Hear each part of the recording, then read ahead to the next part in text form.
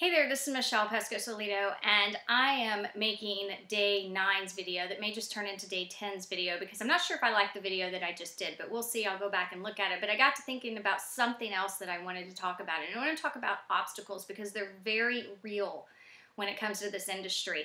You know, nothing is as easy as it appears to be or what people are telling you out there. And sadly, a lot of people buy into that marketing hype of it being so simple. And I think a lot of the failures in our industry are because people are not preparing. They're not being straight up truthful with those that are getting into this industry and telling them that they are going to, come across objections. They are going to come across obstacles and struggles. And if we would just prepare people for that, I think that you would see a lot more success stories in our industry because you get people in that buy into this phenomenal marketing message that they're going to make $10,000 in less than 30 days in the very first month, or you know the kind of marketing messages, the hypeness that's out there. And the fact of the matter is if we would just prepare people before they got into the industry, like be truthful with them, like let them know that they're going to get rejection from their friends, from their family, and tell them and equip them with the tools that they need to deal with those objections, they would get off to probably a much better start and last a lot longer than you see people lasting, because you see a lot of people that just throw in the towel really early because they get frustrated with all the objections and then all the rejections and all the struggles that they go through. And I want to share with you, I know when I first started out, when I jumped online to start building my business online, I faced a lot of struggles. I worked with a mentor at the time that didn't just spoon feed things to me. He required me to take action. He would point in the direction I needed to go, and if I didn't complete what he told me to do, he would not help me to take the next step. It wasn't going to happen, so I was not going to waste any more of his time. He would cut me off. So I knew, and I learned early on, that I had to take action every time he gave it to me, and I had to have faith and trust in him, and almost like not, I want to say not cheat on him by going in other directions, because his path was the right way. He knew how to get from point A to point B. And I needed to get from point A to point B. And the only way that was going to happen is for me to listen to him and follow those steps. Well, again, he didn't spoon feed me. So when it came to working on building my funnel, I would run across a lot of technology issues that I just wasn't capable of doing. And then they would say, oh, go outsource it. Then I would have trouble finding somebody to outsource because I didn't know how to describe to them what it was I needed.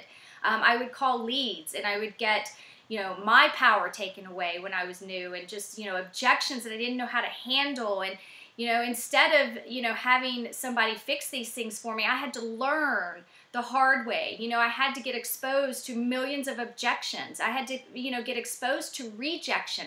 I had to get exposed to haters, because all those things I kept getting exposed to, while I didn't understand at that time, why all this was happening to me, and I was getting very frustrated. Yeah, I wanted to throw in the towel, but what I look at now in hindsight is those things have developed me into the leader that I am today, have helped me grow to where I am today, because now I know how to overcome a lot of objections. I know how to overcome the haters. I know how to overcome rejection. I know how to overcome struggles now because I've experienced it and I've grown from it. So don't be afraid when you're dealing with objections or you're dealing with a rejection or a struggle. Don't be afraid to continue to push forward and tackle it.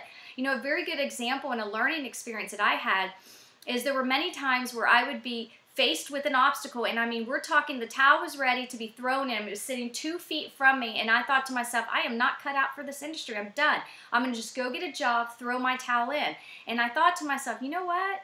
Really? You're going to go build somebody else's dream, Michelle? You're doing this to build your own dream. Why are you going to just throw in the towel that easily and go build somebody else's dream? And what I learned is if I just kept pushing through, like I found my own way to deal with the obstacle. What I learned from going through about 3 or 4 really big obstacles and struggles is right after busting through them, I would have some sort of success. Whether it would be a small success or it was a big success, it was enough to make me realize that it was so worth it. So now my life my whole mindset has shifted now, because what happens is when I get presented with an obstacle or a struggle, I get excited about it, because every single time I went through a struggle or an obstacle, I came out stronger on the other side. I had success. Something phenomenal happened in my business. Now I get excited about it. And that's what I want to encourage you in this video today, to not be afraid, not be afraid of obstacles. Embrace them, because they're going to make you bigger, they're going to make you stronger, and they're going to make you into the leader that you want to be, and they're going to create that dream lifestyle that you want to create. So don't throw in the towel. Look at these things as something, like challenges in your life that are going to make you stronger, and embrace them, and just remember why you're doing this, because your why has got to be bigger than any obstacle that's presented to you in your life. So with that said, I hope you enjoyed this video, and I'll see you in the next one. Bye-bye.